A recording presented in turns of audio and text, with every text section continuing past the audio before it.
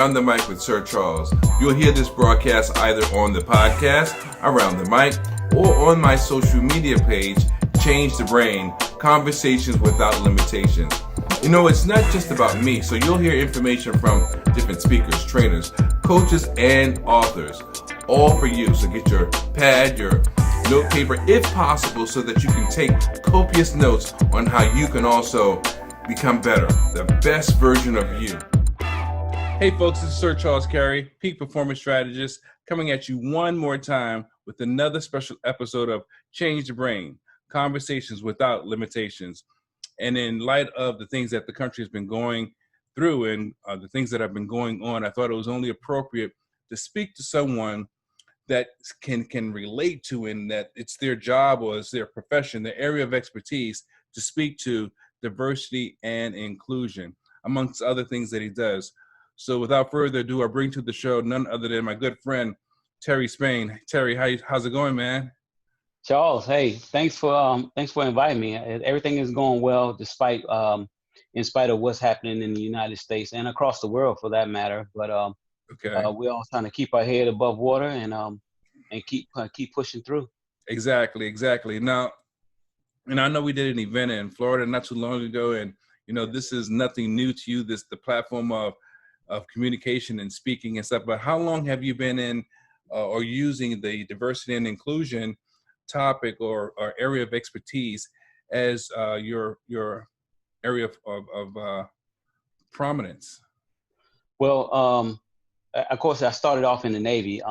When I was in the Navy, I was a command equal opportunity advisor, and then from there, I moved up and became an equal opportunity advisor, and also and was later changed to a command climate specialist. If you did not know, I was an instructor at the Defense Equal Opportunity Management Institute, which is also known as DEOMI. I was an instructor there for 3 years, and that's where I really learned a lot more in regards to diversity and inclusion, and kind of hone my craft, just to have an opportunity to speak to thousands of military and train thousands of military and civilian DOD personnel. And when I was living in Washington, D.C., I was actually in charge of the entire region for diversity and inclusion, which included portions of the White House, Camp David, the Naval Academy. And so there was a lot of bases and a lot of people that I was kind of responsible for as it relates to diversity and inclusion as the regional command climate specialist. Okay. Well, I got lights popping off and on in here. but listen, you know, it's funny because I took a similar path in being in government and so forth. I was teaching on customer service and communication, and in my own practice, that's exactly what I do now. You know, I speak on the same things that gave me a launching pad, or I got a chance to wet my feet at first, which was that communication area of focus. And now I've added that to my repertoire. So that's a smart move. It goes to show how resilient and how much we can use what we have to take ourselves to the next level in life. Now, yes. Let me ask you this. You know, you see what's going on in the country. You know, we have a dual pandemic or double pandemic, if you will. And of course, it's bad enough that it's suspect that the pandemic is authentic. I believe it's authentic, but I also believe there's more. I believe there's more going on than what they have shared with us, whether it's 5G or whatever the case may be.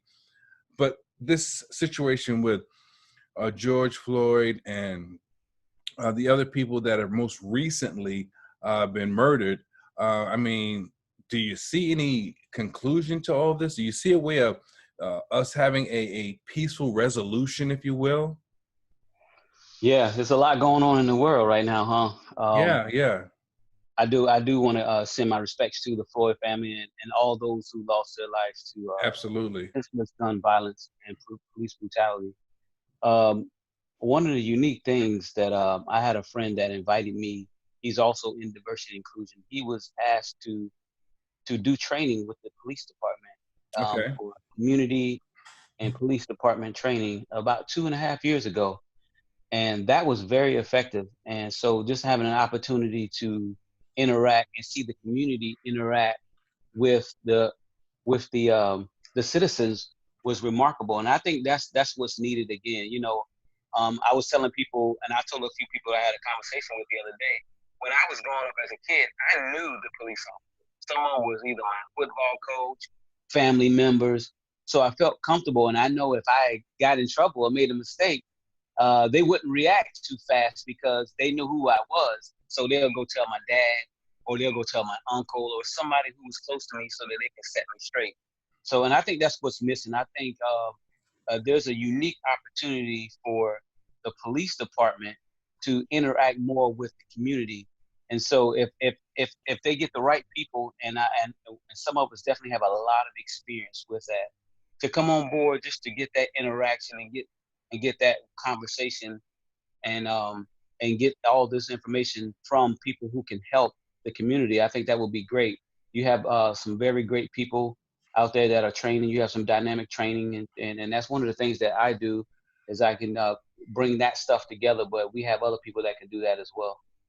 I'm looking at the fact that not just the fact that the charges were not so immediately brought to the forefront, but I'm just looking at how blatant the act itself was, you know, that they would do what they're doing and, you know, just look the other way, justify it, write it off. You know, I mean, I've seen so many things on social media, for example, where our law enforcement, who are paid by our public dollars, are confronting citizens and talking them or entrapping them with dialogue, and then, you know, justifying their wrongdoings. I mean, they're wondering why the world is going through all the things that the world is going through. They're wondering why, you know, the country is up in arms. I mean, it just is so crazy. And you would think that part of a law enforcement's protocol and part of the training would include dealing with difficult people, people of different cultural backgrounds, people with language barriers, people that may be considered impoverished. And to them, it's just you deal with one group of people one way, and everybody else gets dealt with another way. So basically, if you're not a person of influence or that is obviously well off, you don't count. Your voice doesn't matter. You won't be heard. And I just find that to be atrocious. And you know what? You brought up some good points, but I think I would be very interested to see the protocol and the procedures and the training that is given to police officers, either whether it's doing the police academy or is it's on a continuous basis. I would be very interested to see that and be willing to help to assist in that. And when it comes to human relation and cultural competency and actually get an opportunity to understand people that may not look like you. Yeah. And I think that's one of the biggest issues is a lot of people's socialization.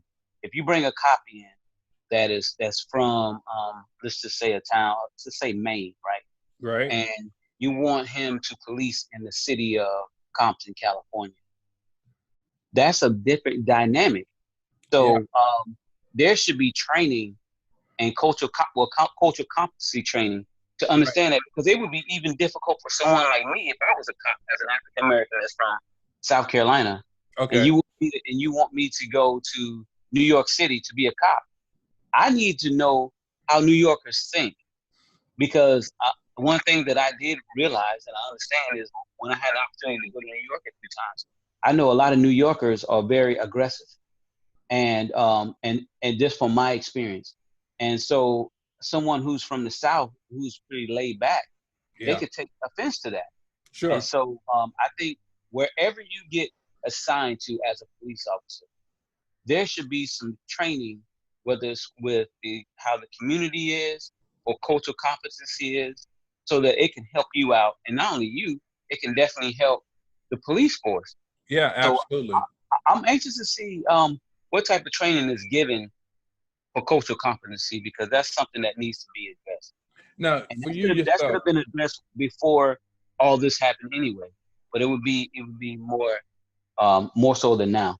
totally agree. So for you yourself and your own experience being in the Navy, did you ever experience any, not the part of death or murder, but do you ever receive or experience or witness any blatant racism and things of that nature? I mean, and if you did, how did you handle it? Well, you could kind of see some people who were racist, in the military. But one of the unique things about the military is we all are for one goal. We're there for the one mission, and we have to put aside our differences oftentimes. Right. So, and if it was an opportunity or an occasion where someone was blatantly blatantly being discriminated on, that would be addressed with somebody like the job that I had as equal opportunity advisor. We would come in, and when we give continuous training in the military, it's required training that you have to have in the Navy. I can speak for, and so I think I have experienced it. I've even experienced it in the military, in the community that I was living in, Wow. um, just by the car that I was driving. So it's everywhere. I had an experience where Well, what do you mean by because of the car you was driving? What kind of car were you driving? I had a Lexus ES 300, Okay. and a Caucasian gentleman came up to me, and he said, "Hey, how did you afford to pay for that?" Now, for me, I'm thinking like, why can't I pay for that? You know what I mean? But it took me Sure, by, sure. it took me. I was taken aback a little bit, Right, right. but because he was shocked and surprised that I was able to buy a Lexus. You know what I mean? I've seen where I would have my uniform on and people would thank me for my service. Right? I can go back into that same store with the same people and no one would say anything. Now I know people see the uniform, so they gravitate to saying thank you for your service. But um, what is your reason for not being kind to me or speaking to me when I'm out of uniform? So I had to look. Those are some of the things that I think about sometimes. I don't want to, uh, go off to the left too much, but No, that's it okay. kind of baffles me sometimes when I have an opportunity to think and see things for what it is. Now, for you personally, let me just ask you, how have the occurrences of the past week affected you either personally or professionally?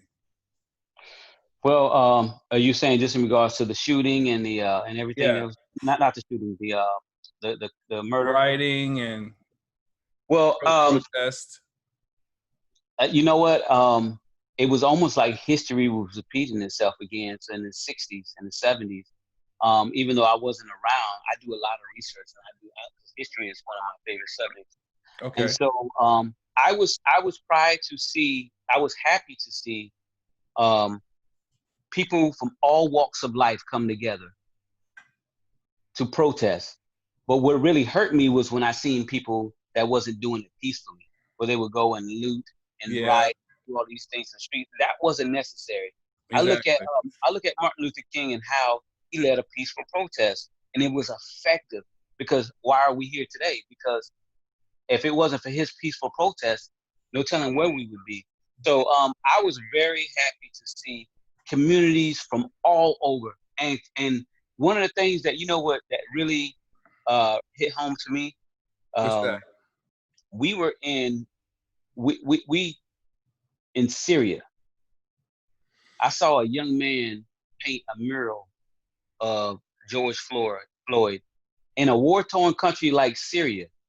He painted a perfect mural of him during this time.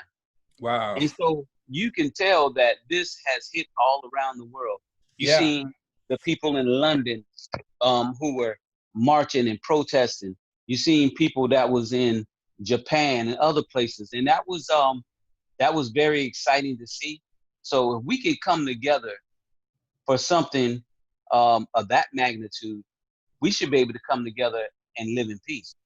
And you know what it shows me? It shows me is that people are affected by this occurrence, this murder, call it what it is, worldwide. So that also says that people in other countries, other states, of course, but other states, other countries around the world are being impacted by police the same way. I agree. Because there's no way that people that don't have to be involved in a protest, that don't have to stand up to voice their opinions. Why would they do that? There must be something that they have seen, not just this occurrence, but there must be something that they've seen, experienced, or a way that they've been impacted that has that caused it to cross all barriers and all borders. You know? Yeah, people are tired, and I hear it a lot. I hear from friends or family members who would say, I'm just tired of the senseless violence, whether it's through police or whether it's through just citizen on citizen. And I'm curious, I'm curious, Terry, I'm curious to know, this is a generalization, but I'm curious to know, out of all law enforcement, whether it's state police, park police, city police, county police, sheriffs, detectives, whatever, I'm really curious, what percentage of police across the board, all boards, what percentage subscribe to this type of treatment and behavior? Because those same people, I would attest that they are some of the same people that may have their hands dirty in other areas too. I really wonder what that percentage is. Is it 20%? Is it 30%? Is it 10%? Whatever the percentage is, I really would like to know, because I've heard about police reform, and I'm hearing that, maybe just changing the way that, it's more than just training, changing the way that they learn to view people. And what you alluded to earlier, work in a jurisdiction that you live in. These things to me can make a huge difference. And if you are racist, then you don't need the job. And if you are a person that's fearful of people or not comfortable with people, then you don't need the job. If you cannot meet all of the requirements, self-defense, weaponry, communication skills, you're not the right person for the job. And there's no shame in that. Just find something else. Yeah, I think you were spot on with that. And the crazy thing about it is, the requirements for being a police officer, they don't get paid as much. And but I seen where you pass the police academy, and I think it's like a series of things you have to do. But I think a step that needs to be taken is a cultural competency step as it relates to you being a police officer. I like that. We shouldn't be rushing folks in because we need them, because we should be worried about quantity over quality any day. I mean, quality over quantity. Yeah. Quantity. Sorry about that. Yeah. So I think that's one of the things that needs to be looked at. Do a background check. Obviously, that's one of the things that they do before you become a police officer. But have that training and that awareness before you even put that uniform on. What else does cultural competence consist of? Can you share some of those things? Well, you hear people that have stereotypes. So with cultural competency, you can kind of break that stereotype, misconception or what have you of different races, and you'll actually become a better person once you understand how people act. Certain cultures, like and I said this for an example. When I was just living in Japan, I was taught as a kid to look a person in the eyes when you're talking to them. Well, a lot of Asian cultures, they don't look each other in the eyes. Sometimes they have their head down. Right. So if you had a class in cultural competency, you would have known that. But if you don't, then all of a sudden you probably be thinking this person's a threat or they're hiding something, right, because of what you've been taught. So if you're able to understand different cultures, that would help a lot of people out, and you won't have to be so reactive, and you can be kind of proactive as it relates to pulling somebody over that needs to, do a crime or have done anything wrong or not even done anything wrong. If you have that cultural competency experience, that would definitely help you out, because you would think in the back of your mind, oh, okay, I remember Asians don't like to, some Asians, not all, but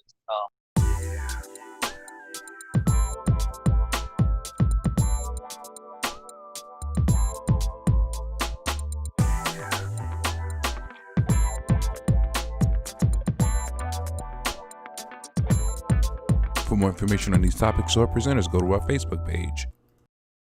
You're watching Change the Brain, Conversations without limitations. Some ages, not all, but don't look each other in the eye when they're talking to them. So you would know that, and you won't take offense. That's a good point, because I had a good friend of mine who deals with the mental health community. He was talking about the fact that if someone raised their voice, for a lot of people, you're attacking them. And you may be simply making a point of reference, or you may be simply not just a point of reference, but trying to create a certain, I guess, emphasis of sorts. And for some people in the inner city or in the community, may think that you're attacking them. And again, those are cultural, habits or behaviors that need to be understood. So I get what you're saying, and that's an excellent point. Thanks for sharing that.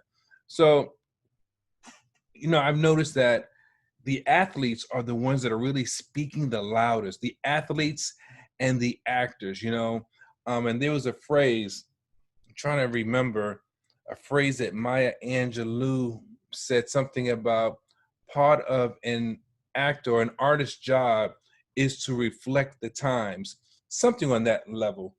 So Okay. to see these different artists and musicians and Entertainers.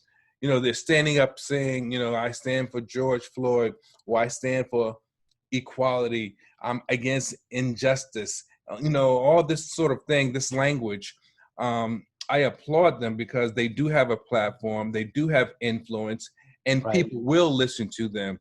The only bad thing I shouldn't say it's a bad thing, the only jeopardizing thing is that some of these people they may lose an audience. But for the sake of what's right, I applaud them tremendously, because they are taking the high road and they're looking at the big picture, because it's about humanity and not necessarily their own benefit, their own self-worth. So that's really huge. Yeah, and I'm not surprised by entertainers and athletes and all these social figures, public figures, taking a stand, because it's nothing new. You look at Muhammad Ali and what he stood for, and a lot of these other entertainers and athletes have done. Yeah. I'm impressed with people who are donating. In particular, Michael Jordan pledged $100 million over 10-year time. That's Okay.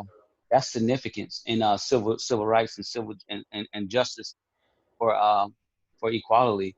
I You know, think so Magic did too. I think, right? Did he earlier? I don't know if Magic did 100 million, but I wouldn't be surprised if he donated. Yeah. Well, Um, I'm just any of them. I'm proud, and yeah, especially for the African Americans, because it goes to show that although you may have come from this community and moved beyond to the upper echelon, you have not forgotten. And if you've never done anything and you're doing it now, I still applaud you, because it's never too late to be a part of the solution versus being a part of the problem. right. It's an unfortunate incident what happened, but it's kind of like a blessing in disguise, because now you see people starting to come together, and you see how people are willing to understand someone else's culture. They can kind of, empathize with some of the things that either African Americans or Latino or whoever has been experiencing. I've had friends who reached out to me that was not of the African American descent, and we had dialogue, which was great. But we have dialogue on a regular basis as well, but even more so now. But it's just good to see that people can actually come together, which is what it was all designed to be anyway. You Yeah. know, can come together and just sit down and talk, because that's the biggest thing. If we can understand and talk and figure out what triggers you, what is the reason why you do this versus that, Right. I think that would make us a whole lot better, instead of just being greedy and not not being. I mean, some people are taught to be racist, and that's tough. In Yeah. their socialization process, that's all they know is to be racist. Yeah. And you do have a choice once you become older, but when something is so ingrained in you, it's hard for people to change after that's all you've known for years. But I've seen it happen. But this is a time where I think we all just be purged. You know what I mean? Yeah. And and just sit back and just reflect on yourself first, because you have to definitely work on yourself before you can go out there and be an advocate for anything. You have to definitely work on yourself. But this is an ideal time for us to all come together. Well, I think, the next 20 to 30 years will start to show the beginning of a transition, if you will, because I already know there are a lot of things that have been put in place to hold back the quote unquote disenfranchised people. And that's regardless of people of color, people that are not of color. There are a lot of those that fall in a certain status or bucket or barrier, well, category, that's probably a better word, Okay. fall in a certain category that are and have been affected by laws and legislation that has been changed. Whether it's a certain law being broken, it may be considered not a misdemeanor, but a felony. If you don't have a certain credit score, you can't move in a certain neighborhood, or you can't get a certain job. You see, things like that have to be changed or relaxed so that people can take advantage of opportunities, so that people can raise up and see themselves in a different and in a better light. Now, at the same time, there's probably over a dozen laws and rules and things that are in place intentionally to keep people from progressing. Now that I'm sure of. But here is the thing, Terry. Until those things are relaxed, people will still be at odds. People will still find themselves behind the 8 ball. So even in the worst of times, I believe your own behavior is a reflection of someone wanting to open the door for you as well. So what I'm alluding to is that people are going to have to also take responsibility for their own actions. Now, I'm not talking about the looters, but if it alludes to looting, yes, then I'm talking about the looters. I'm talking about the fact that if you don't have, that's not a reason to steal. If you don't have, that's not a reason to kill. Look, a man may steal to feed his family. I do get that. I know there are many men and people that have sold drugs or robbed so they had food to take care of their families. I get that. But I'm not talking about organized crime. I'm talking about people really wanting to do better for themselves and wanting to have more so they can be more and do more and see more. And that's one of the things with this pandemic. We had a lot of people who have lost their jobs, and sometimes it's going to take you to do different things in order for you to feed your family. And one of the unique things are there are different training opportunities for people to get. And a lot of schools and a lot of places are offering free training. In particular, they have a Harvard X training, and I'm in a class now that was absolutely free. But Really?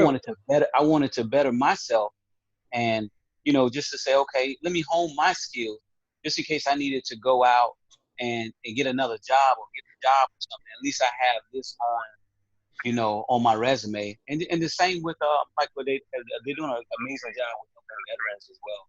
What kind of classes are they offering, or what type of topics are being offered? Oh, you name it. In project management, you have speaking, public speaking. There's a list of classes that they're offering, but there's a lot of places that are offering it. And this is, if the pandemic did anything, and I'm talking about COVID at this time, it helped me hone my craft, because I've never did this many Zoom calls in my life, but it's fine. It made me become a better person, because this changed. And we talk about diversity and inclusion. This is forever changing how we operate as the United States, in particular in the workforce.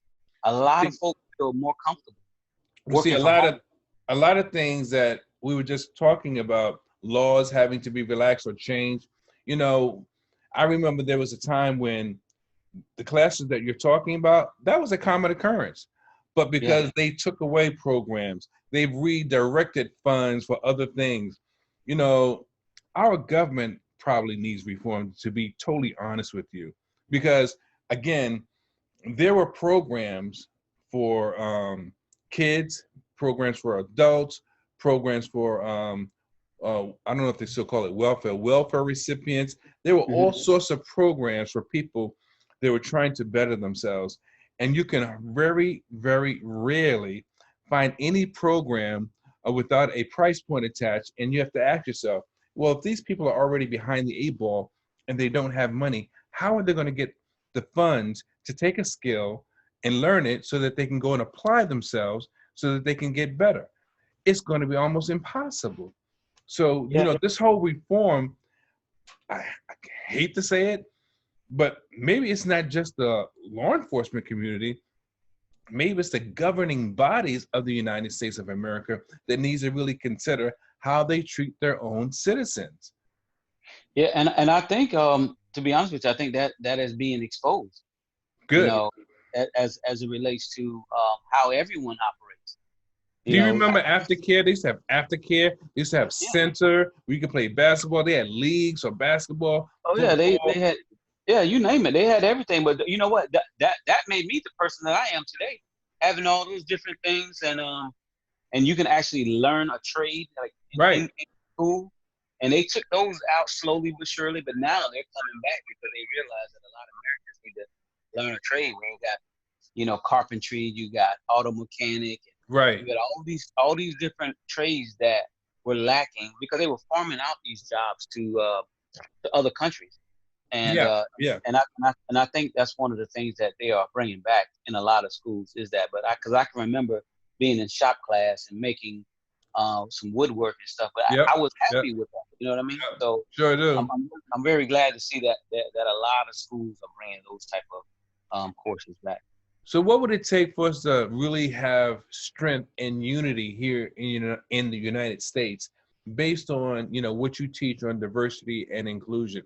What are the things we need to do, or how do we need to see one another, or what type of infrastructure needs to be reinstilled for us to really develop that strength and to come together? I know it won't be 100%, but it needs to be much better than what it is today. Well, to be honest with you, it already happened. And most of the time when people are united, when people come together, it's during a crisis. When we had September 11th and that unfortunate event that happened, Americans were united. Now we have two pandemics that are happening at the same time. So now when you have the opportunity to see people from all different walks of life coming together to march and willing and to understand and recognizing that sometimes they are the problem and recognizing that sometimes, hey, this isn't right. Now I see where you're coming from. That's where it starts. So when you ask me, what can you do? Dialogue is the key. And one of the things that you can do to understand, because if you can understand a person, and then you work with it, I like to use this thing called the API method, where you assess the problem. So we've already assessed the problem.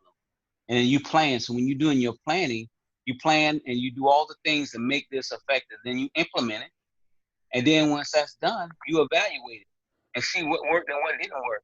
And then you start the cycle all over again. And that's how we become more effective as the United States is you assess the problem and you plan it, you implement, and then you evaluate and you go from there. But you have to include people. And that's why diversity and inclusion go hand in hand. I believe you and I accept that and I receive that. My issue is this, just like with 9/11, it was short-lived. The unity was short-lived. Like when you listen to, example, many of these corporations talking about we stand with the African American community. Are you saying it because there's a problem, or are you saying it because you mean it? And do you plan on doing something about it? See, that's my issue. Long-term sustainability is what I'm looking at.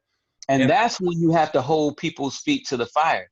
Like, so the iron has struck and it's hot right now. Okay. So everybody wants to jump on board and say, oh, yeah, we stand, I want to pledge $10 million.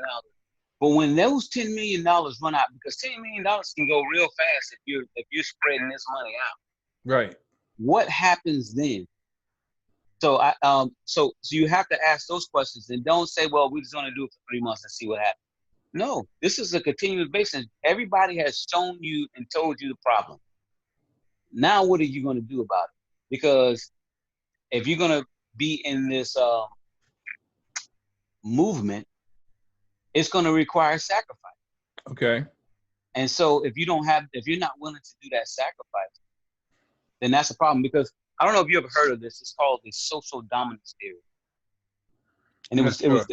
it was done by these two psychologists named Sedanis and Prado, and they talked about how the people on top would do any and everything they can to remain on top. So Yeah. in order to keep the people on the lower that are beneath them, they would constantly they'll give you a little stuff here, and then they'll shut you down and bring their stock back up.